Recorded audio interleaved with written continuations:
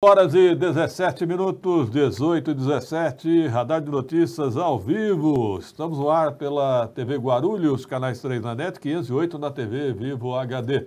Lives pelo youtube.com/Pedro Notaro e também pelo Facebook, pela página Radar de Notícias Guarulhos. Eu estou recebendo aqui no estúdio o ex-prefeito de São Bernardo do Campo, né?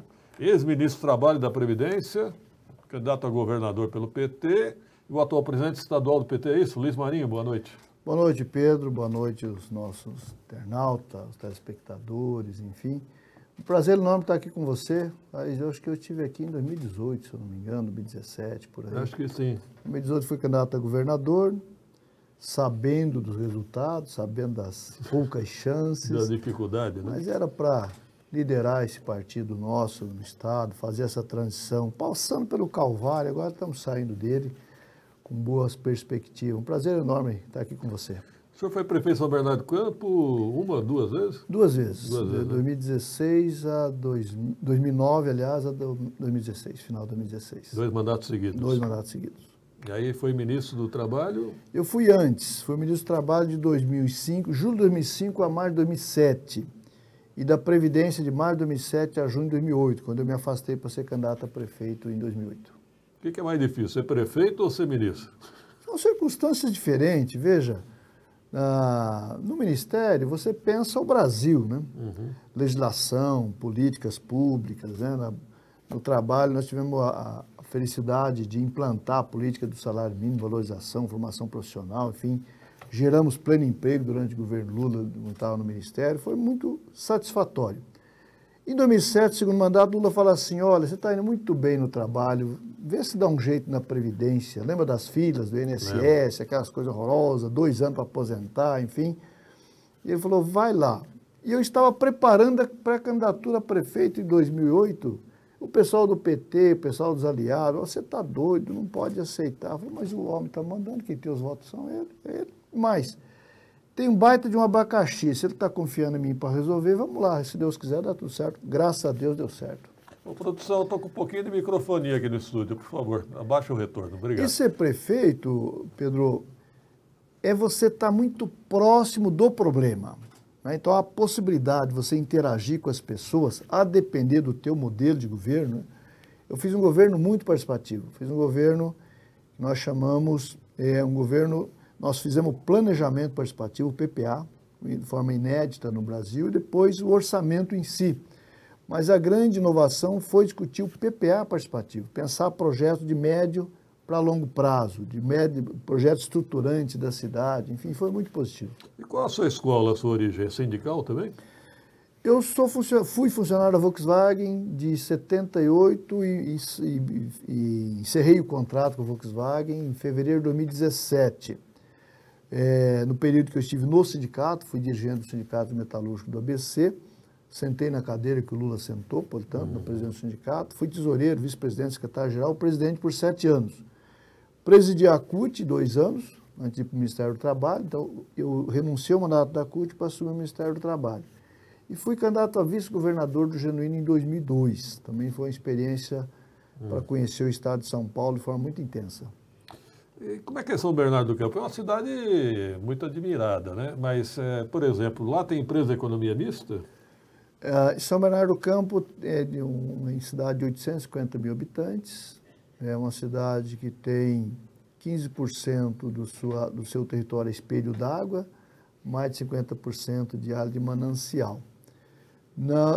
Tinha uma fundação, né, fundação pública, Fundação Criança, que infelizmente o atual prefeito fechou, que era referência internacional, inclusive na política de você prever problemas, fazer uma política preventiva, né?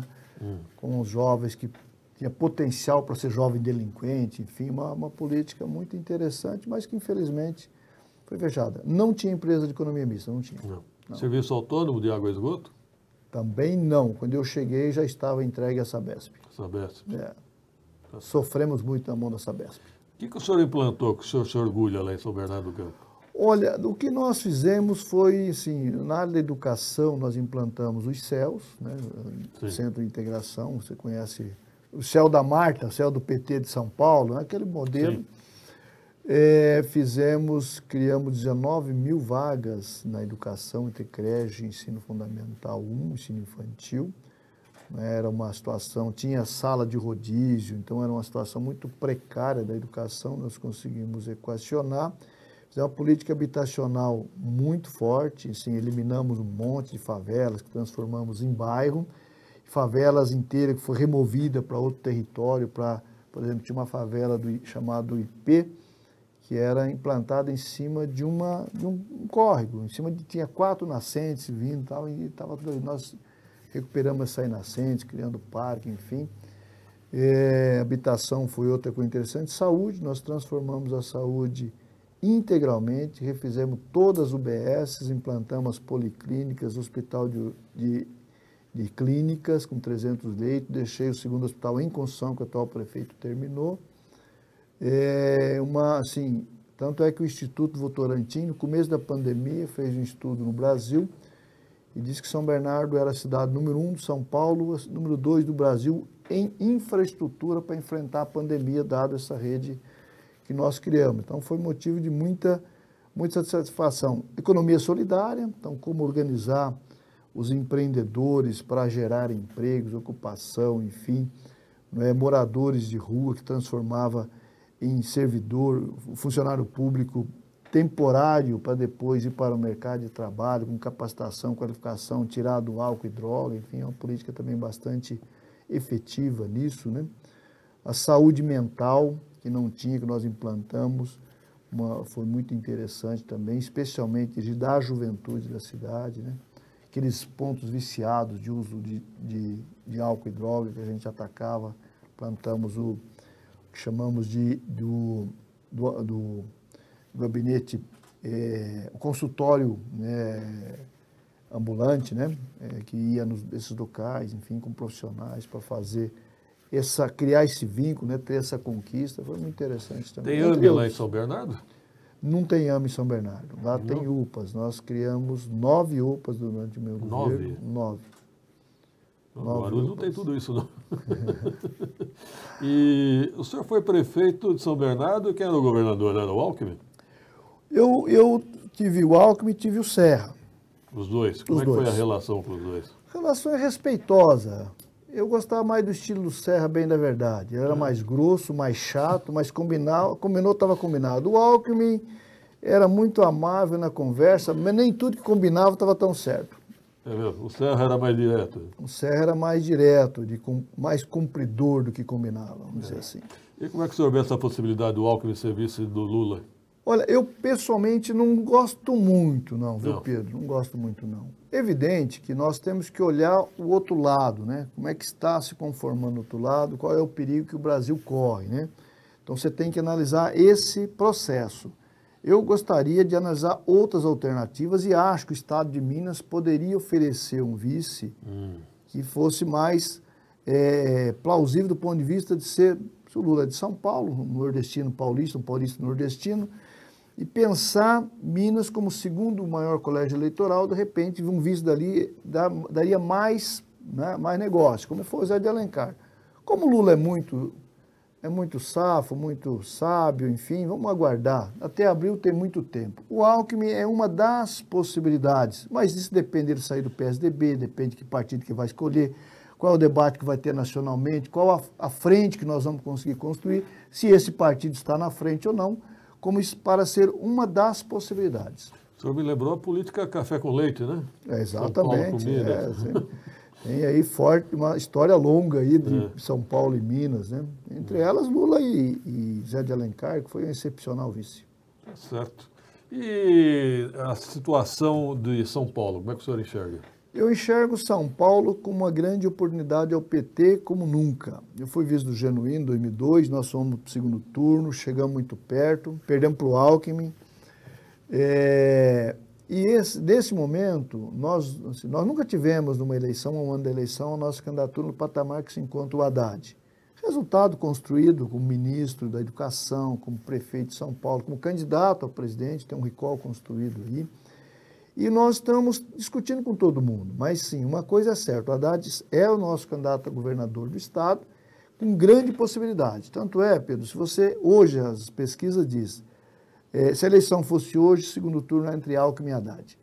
Daqui a um ano, o Haddad seguramente estará no segundo turno contra quem não se sabe, porque eu acho que se conformar a candidatura do Alckmin a governador, cada ponto que o Rodrigo Garcia crescer, um ponto que o Alckmin vai cair. Essa é a minha leitura. Pode ser que não dê nada certo disso, dê outra coisa sim, mas nós estamos apostando muito na esperança do Haddad candidato a governador como uma grande possibilidade. E para o Senado, hein? Nós temos uma vaga que é do Serra, né? Eu não vejo nenhum candidato em potencial surgindo. Olha, o Senado, nós estamos deixando em aberto com a seguinte mensagem: nós queremos discutir para valer uma composição. Né? Então, tanto o Senado como a vaga de vice está aberto para os partidos eventuais aliados no processo. Até abril vai ficar essa conversa do jeito que nós estamos nesse momento. Abril é hora de treinar para valer o jogo e começar a tomar as definições. Né? Então, pode eventualmente, a depender do debate nacional com o PSB, ser preenchido pelo PSB, por exemplo, não é?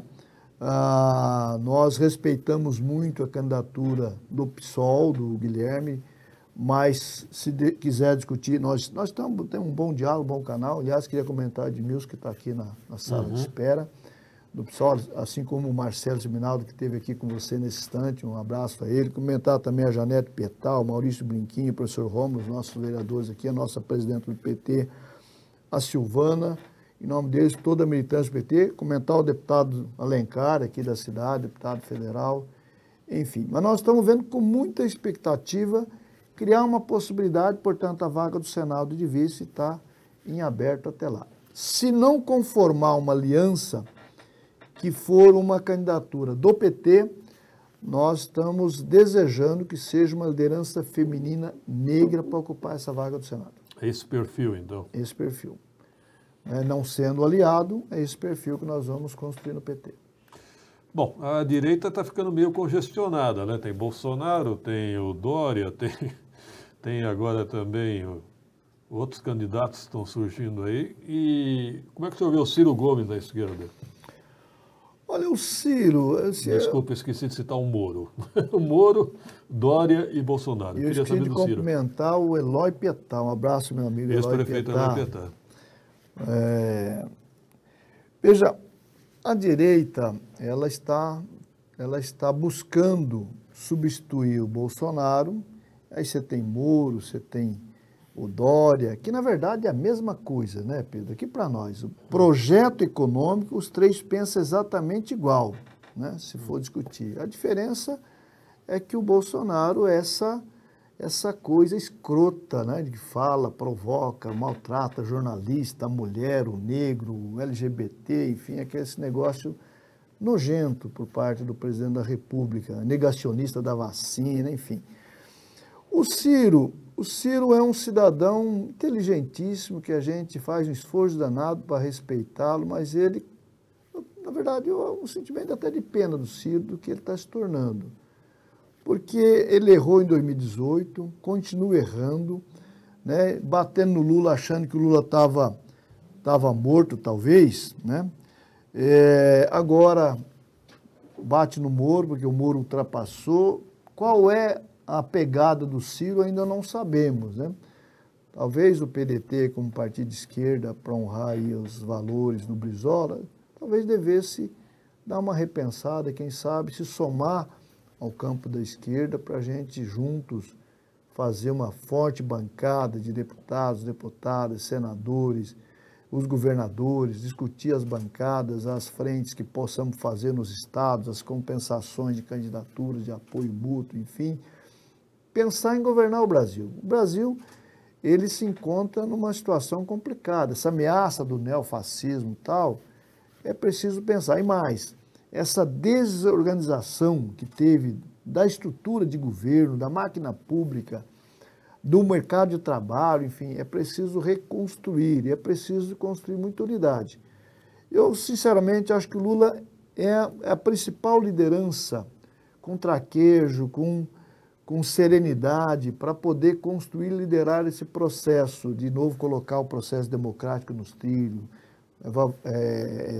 valorizar as instituições democráticas, a Constituição, enfim, para fazer uma transição para depois, para a naturalidade das coisas darem conta dos desafios do nosso país. Especialmente falar de gerar emprego de novo, né? Oportunidade para a juventude, acabar com a fome, com a miséria, coisa que nós fizemos, achamos que nunca mais voltaríamos, enfim, estamos aí de novo nesse desespero. Né? Eu já vi pessoas dizendo o seguinte, tem medo que o Lula retorne pelo revanchismo, que ele venha com um ódio de revanche.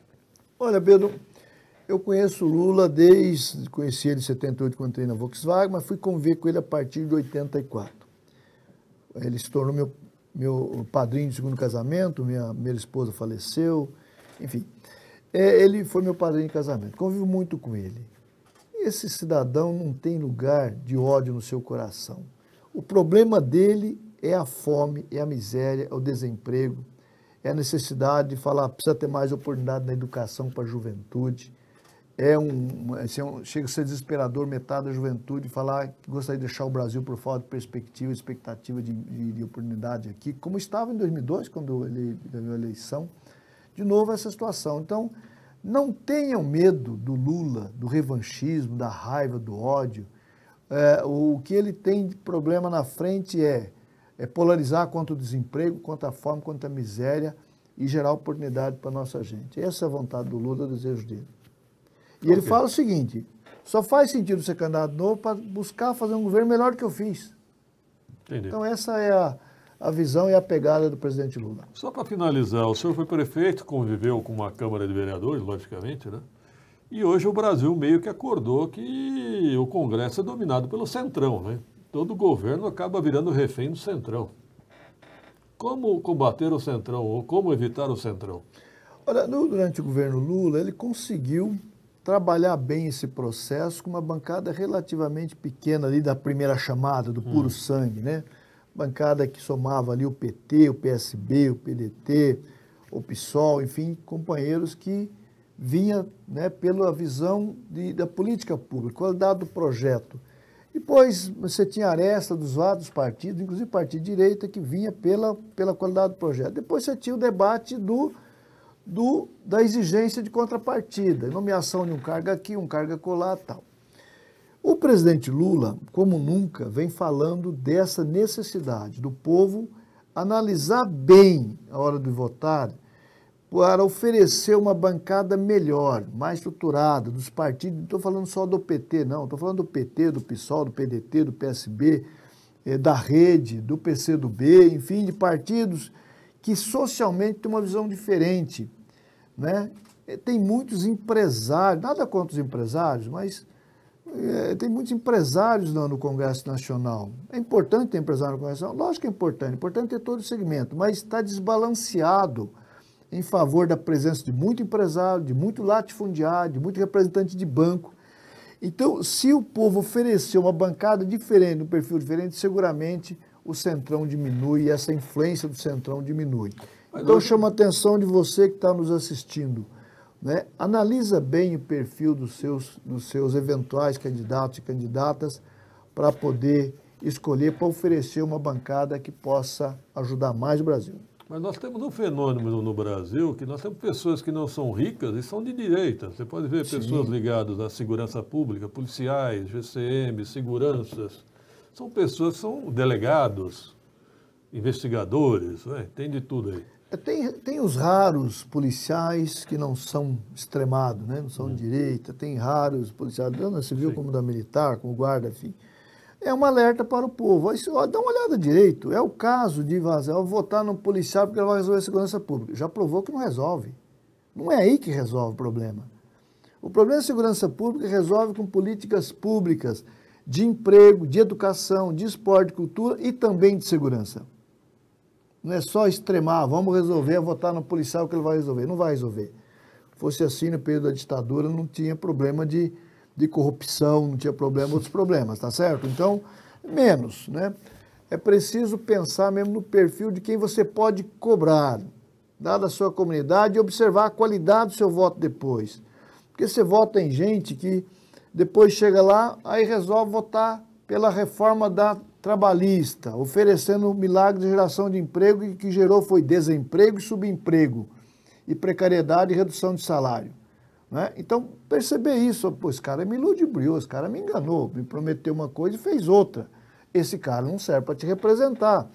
Enfim, você não vota por beleza, você não vota por favor, simpatia. Você não deve votar por simpatia, nem por dinheiro, porque andou tendo muita compra de voto. Voto você não vende. Você não vai para o pecado da omissão, que fala, não vou votar em ninguém, que é tudo igual. Não é tudo igual. Busca estudar, busca ver que você vai achar bons candidatos aí. Luiz Marinho, foi um prazer conhecer. E Pedro, se não tiver ninguém, olhe para mim. Eu serei candidato a deputado federal.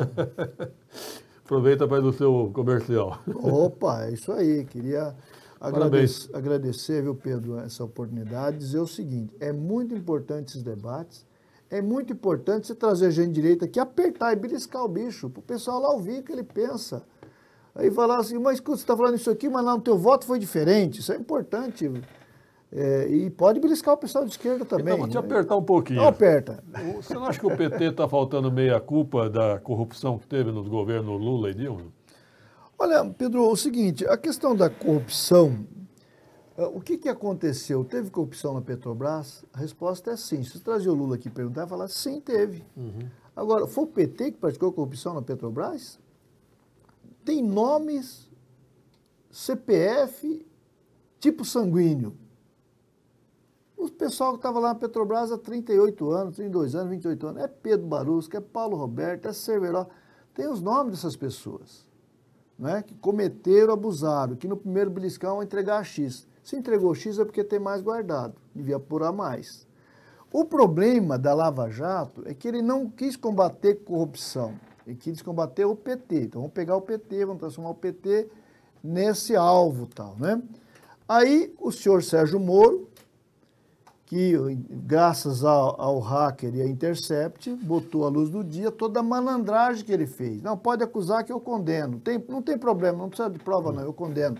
E criou a tal da teoria da convicção. Da convicção. Não tem prova, mas tem convicção. Poxa vida, o direito penal está lá, então é um desvirtuamento total. Então, de fato, agora, para chegar a isso, quem que fortaleceu as instituições da transparência para combater a corrupção, quem equipou a Polícia Federal, quem mudou a lei para dar ao Ministério Público, de fato, né, condições de apurar e de fazer tal, foi na gestão do Lula e da Dilma. Foi aqui que veio as legislações. Tanto é que o Mourão falou agora, para não ter corrupção, não pode ter transparência. Ah, espera um pouquinho. É para esconder a corrupção, né? É isso? Então, esse é o processo. Agora, ali nesse quesito da Lava Jato, tem um grande criminoso, chama-se Sérgio Moro.